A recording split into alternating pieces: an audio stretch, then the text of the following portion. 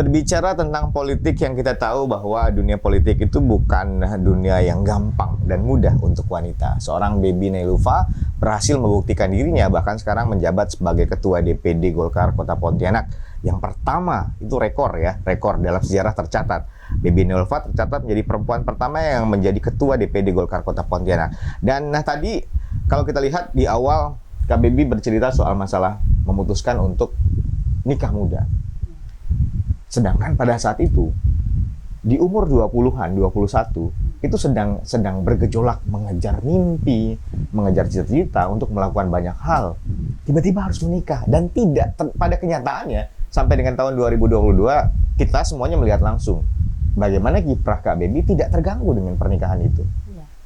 Ya, alhamdulillah, jika memang niatnya bahwa menikah itu karena orang tua ridho orang tua, ridho Allah kan, saya mengikuti aja maunya orang tua, untuk orang tua memilihkan bahwa ini laki-laki yang suka sama kamu, ini ibu terutama kan, itu yang feeling dia menyatakan Betul. Ini laki-laki yang baik yang saya titipkan kamu sama.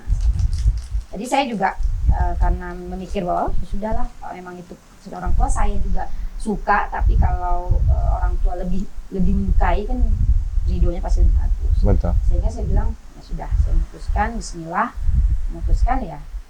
Kebetulan memang beliau membebaskan saya untuk berkarir, sehingga orang tua pun melihat bahwa ini bagus buat Baby ke depannya. Nah, ayah pun mendukung langkah saya untuk, karena dilihat saya memimpin perusahaannya, kemudian sering dibawa di organisasi beliau gitu kan. Jadi ayah melihat bahwa tidak berpengaruh Baby ini ketika menikah. Sehingga 2005 saya diajak untuk bergabung di Golkar sebagai kader muda. Kader muda bukan yang gadis lagi ya, kader muda sudah memiliki 2 anak. Berarti udah nggak bisa diganggu sama kader-kader lain. Nggak bisa ditinting. Oke, Kak, tahun 2005 akhirnya memutuskan untuk gabung, terjun ke politik. Itu ada dorongan dari keluarga nggak? Dari ayahanda pasti ya? Pasti dari ayah. Jadi saya memang waktu itu pembaca ikrar. Jadi pembaca ikrar yang ikrar Pancabakti, menghafalkan pada saat itu Pak JK datang sebagai wakil presiden. Saya baca ikrar, kemudian jadi MC dadakan juga. Pada selama ini. Iya, awalnya berkarir tuh memang MC, selalu ditampil MC di Golkar. Karena saya sebenarnya bukan MC entertain, saya MC protokol itu yang paskibra kan.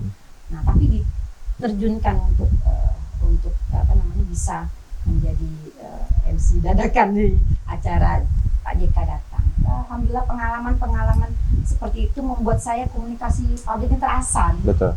Jadi makin lebih baik, makin lebih pede, makin lebih bisa mencairkan suasana ketika ini. Susah loh, kayak Bang Gali ini, saya pun nggak akan mungkin mampu gitu kan. Itu pertanyaan tiba-tiba muncul, itu kan suatu yang harus pengalaman kan. Tapi pengalaman kakak kan sudah membawa kakak ke tahun 2022 saat ini, dan akhirnya dipercaya sebagai seorang ketua DPD, dan itu yang pertama.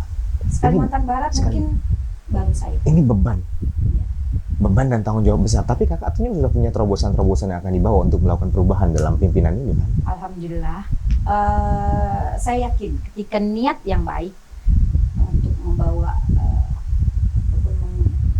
menginspirasi perempuan-perempuan di Kota Pontianak khususnya ya, karena saya sesuai tinggal di Kota Pontianak dan saya berkiprah di Kota Pontianak juga, menginspirasi kemudian mendobrak anggapan bahwa perempuan itu tak mampu memimpin.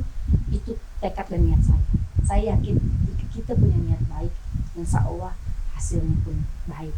Bukan berarti saya menganggap bahwa saya lebih baik dari perempuan, enggak. Ketika saya memimpin, kesempatan saya, keberuntungan saya saja yang baik. Tapi masih banyak perempuan-perempuan yang berkualitas sebenarnya di atas saya yang sebenarnya mampu. Tapi saya mendobrak itu supaya mengajak kepada kaum saya untuk bisa, saya bisa, kalian juga pasti mampu. Karena sebenarnya kesempatan dan keberuntungan ini tergantung kita sendiri, kalau saya menganggap seperti itu. Ya mudah-mudahan dengan saya menerobos dan mendobrak anggapan itu, bermunculan saya. Ada nggak Kak pesan-pesan atau nasihat atau secara langsung karakter dari ayahanda yang dicontoh oleh kakak? Yang kita tahu bahwa pemirsa, ayahanda Kak Baby di sini adalah Haji Muhammad Naib, tapi beliau adalah seorang politikus di Kota Pontianak di Kalimantan Barat dan sangat populer sekali di eranya. Sampai sekarang meninggalkan jejak yang luar biasa.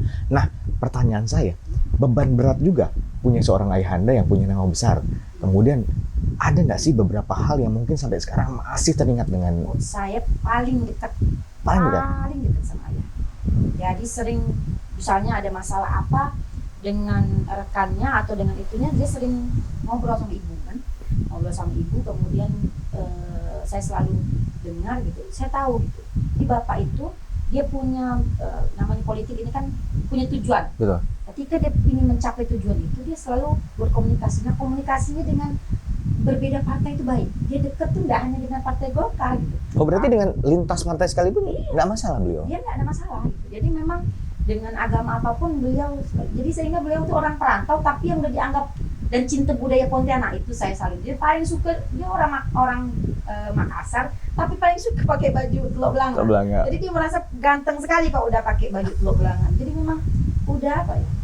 Gimana tanah bumi dipijak, di situ langit ujung, itu yang selalu diinikannya, sehingga beliau itu menganggap bahwa politik itu santun, politik itu bisa dikomunikasikan, tidak hanya serta-merta dengan suatu cara yang tidak baik. Dan beliau itu orang yang selalu menjaga nama baik. Itu yang selalu, kalau kita membuat politik, kita harus jaga nama baik. Kalau ayah nih pasti juga banyak godaannya, baik perempuan macam-macam, tapi karena kedekatan sama saya, dia tidak mau saya kehilangan kebanggaan saya terhadap ibu. Jadi bukan karena dia terlalu cinta sama ibu, enggak. Dia bilang bahwa dia nggak mau baby itu hilang kebanggaan terhadap, karena ketika ayah sudah beralih perasaannya ataupun ini, dia khawatir saya tidak mendolakan dia lagi. Oke, terima kasih Kak Baby untuk jawaban-jawaban yang luar biasa yang sudah diberikan untuk hari ini. Kita tahu bahwa ada hal yang beliau sampaikan yang kita ingat, politik itu santun, politik itu seperti memang benar-benar menjadi jalan untuk kita melakukan perubahan di masyarakat dan lain-lainnya. Dan ada opini di masyarakat yang berkembang. Kita juga tahu pasti, politik itu kejam. Apakah itu berlaku untuk Kak Baby? Nanti akan dijawab setelah yang berikut ini. Jangan kemana-mana, tetap di Gali Talk Show.